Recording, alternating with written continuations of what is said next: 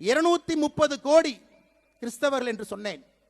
கடந்த 10 ஆண்டுகளில் கிறிஸ்தவ மக்கள் தொகை உலக அளவில் 12 கோடி உயர்ந்திருக்கிறது. 200 கோடி இஸ்லாமியர்கள் என்று சொன்னேன். கடந்த 10 ஆண்டுகளில் இஸ்லாமியர்களுடைய மக்கள் தொகை 35 கோடி உயர்ந்திருக்கிறது.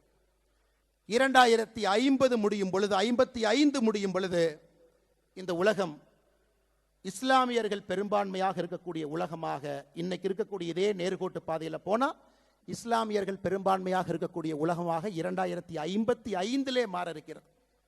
இன்னைக்கு கிறிஸ்தவர்களை பாருங்க, ஐரோப்பாவில் இருக்கக்கூடிய மொத்த கிறிஸ்தவர்களை விட வட ஆப்பிரிக்காவில் இருக்கக்கூடிய கிறிஸ்தவர்கள் அதிகம். More number of Christians are in northern part of Africa than in the whole of Europe. அதையெல்லாம் நாம் புரிந்து கொள்ள வேண்டும். நம்முடைய கலாச்சார சின்னங்கள் எங்கேயும் யாரும் அழிக்கக்கூடாது. ஒருவர் கூட மதம் மாறக்கூடாது. மதம் மாறினவங்களை திரும்பி கொண்டு வர வேண்டும். 120 கோடி இருக்கக்கூடிய உலகத்தில் இன்னைக்கு 4வது பெரும்பான்மை சமுதாயமாக இருக்கின்ற நம்முடைய சமுதாயம் தொடர்ந்து இதே